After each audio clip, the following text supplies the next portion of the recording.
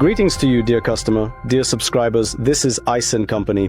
In this video, we will review the large and powerful Ison NVR16POE video recorder. This video recorder supports POE cameras up to 12 megapixels up to 8K resolution.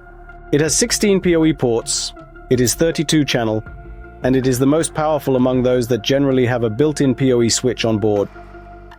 We will talk about it.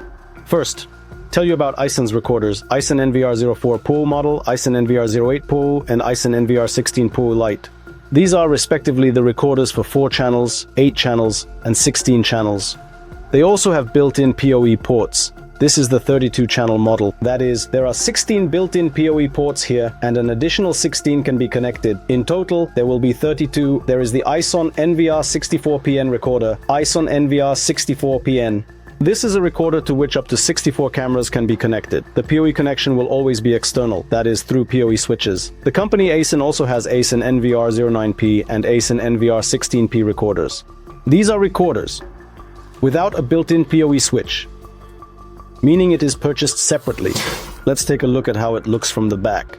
The panel shows 16 POE ports. The most popular question from those who are just getting into surveillance is where to connect the additional 16 cameras. For this, a separate POE switch is purchased, either with 16 channels or 2 with 8. There is a separate Ethernet port here where you connect, and the internet or network is also connected here for remote viewing or through the network. We also have VGA ports for connecting to older monitors. I do not recommend using it. Always connect via HDMI. You will then view the image in maximum quality. There are connectors for connecting alarm sensors here. There is a USB port to transfer information to a flash drive or to connect a mouse. There is also a power switch here. And note that there is a built-in power supply here which powers all 16 cameras at once, plus it powers itself. Note that it is not so easy to replace. In fact, it is impossible to replace it at all. This is a very specific power supply, so be careful with your equipment regarding voltage fluctuations. It is important to understand that all video surveillance is low voltage equipment, and it can easily burn out during voltage fluctuations. A voltage fluctuation can be caused by any good thunderstorm. Either someone is playing with welding outside, or there is some old wiring. So if a regular video recorder burns out, you can just go and replace the power supply. You cannot just replace the power supply here. Therefore, install a good uninterruptible power supply on the front panel. Here we see the indicator lights. If these lights are on or blinking, it means everything is fine with the hard drive, the internet, or the power supply. Here we also see a USB port for conveniently connecting a mouse or a flash drive to reset the information. Our recorder supports 2 hard drives of up to 10 terabytes each. Accordingly, as I traditionally say in all reviews, you should only install hard drives designed for video surveillance systems. Here we see a mouse for controlling the video recorder, 2 SATA connectors for connecting hard drives, as well as a plug for power connection and the standard manual. Now let's take a look at the DVR control menu. Here we need to select the language. Here the system prompts us to enter the password. The default password on all the DVRs is in 12345. Click Login here, and we need to check the time. Check the time zone to match the current time zone. Click Next. This is the network settings of the DVR. This is necessary if you immediately connect the recorder to your network. Here are the network settings for all cameras. Click Next. All hard disks will be displayed here. Hard disks should be used with SATA 2, SATA 3 connectors for video surveillance systems. Click Next. Here the system prompts us to change the password and ask control questions. We will not do it now. Click Exit. All our cameras are displayed here. You can move the mouse, and here we have hints and quick menu items. For example, PDZ is for rotating cameras. Zoom button, that is zooming in on the footage. Here you can enable audio that supports your surveillance cameras, which you connect such. 2 times click the mouse to expand the window to full screen. Also click twice to go back. Right-click to open the menu. Here, for example, you can customize the display of the number of cameras you want. Let's click to exit full screen mode in order to see the main menu. There are a lot of different functions and settings here. I will show you the main ones that you will probably use. On the top, we have the main buttons. Here we have now open view mode. On the left, CCTV cameras. Here respectively display. Also customize as you need. Here is the button archive here. Select the desired camera on the left. Select the date on the calendar. Below displays the selected day from 0 to 24 hours. Here you can display only motion recording. You can speed up the video. Then in the search section, you can save the information to a USB flash card before you need to insert it into any USB port of the recorder. Also select the surveillance camera. Select the date. Click on the button to save the video to a USB flash drive. Here are all the same settings that we have already seen.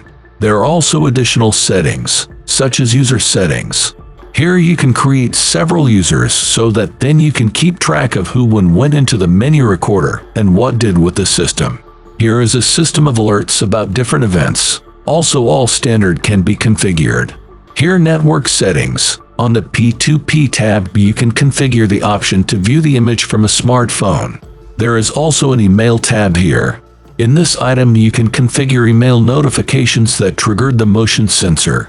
Here are the camera settings that we have already seen, and also WASD menu settings. For example, you can specify the names for each camera. Here are the recording settings for each camera. In this item, you can choose how to record your CCTV cameras constantly, by motion sensor or by schedule. We recommend that all our customers immediately put all CCTV cameras in motion sensor recording mode. Here is the DVR maintenance button. You can use it to get basic information and also to update the device. In the upper right corner, there is also a button to turn off and restart the DVR. Now I will show you how to install and set up the application on your smartphone for remote viewing. The instructions are absolutely the same for all Apple devices, meaning on iPhone 10, 15, 16, it's all exactly the same, as well as for all Google devices and all Android devices. It's all absolutely the same. Download the app through the App Store or Google Market called BitVision. You enter the BitVision app, click on the 3 lines in the top left. Here, click on Login. Now, click on First, Login. And here you click on the registration button. Complete the registration. It's a fairly simple registration. You need to provide your email, password, nothing to worry about. I am already registered. After you have registered, click on the Login button. Click on the 3 lines again. Go to the Device Manager. And here in the bottom right, you click on the plus sign. 3 options are offered for how to add your video recorder. The simplest option is to click the bottom item, LAN Search. This means that a network search will be performed automatically. Here, my video recorder is displayed immediately. I click on it. Here we need to enter the device name. You can specify something arbitrary, for example, home. The username is always admin, in lowercase. And the password. Here, enter the one you specified during initial registration, that is, the password. From your video recorder, I see the camera display. And let's go through the main settings. I can double-click on the camera to display 4 cameras at once. Similarly, setup. All the cameras connected to your video recorder. I can rotate the phone 90 degrees to display the camera in full screen. I can pinch to zoom in on the image for software zoom, rotating the phone back. There are also quick buttons below the screen. The first is to take a screenshot. The second is to record video online right now. Next, this button allows you to listen to the audio from the surveillance camera. The following button displays a certain number of cameras you want to show at once. I will leave it at 1 for now. The BD button is for switching modes. Right now we clicked on HD and can see how the quality has changed, meaning we are viewing in maximum quality and can see how clear the image has become. By default, BD is set for traffic saving, so you see the situation and understand what is happening. If you want to view this moment in maximum detail, you click on HD. Below, there are also playback, close, and share buttons. I will show you the main feature that you will use, which is viewing. Click on the 3 lines in the top left, and here select playback. Here, you also select the camera that will be connected, and at the bottom, a bar will appear, and you simply swipe with your finger to choose the event you want to view. For example, you see that yesterday at there was some movement at 1 o'clock in the morning, and you just swipe your finger here and automatic playback starts. That is, in this way you can not only view the image online from your phone but also see what happened. You can quickly send this information to your phone to take it to law enforcement or do something else with this information.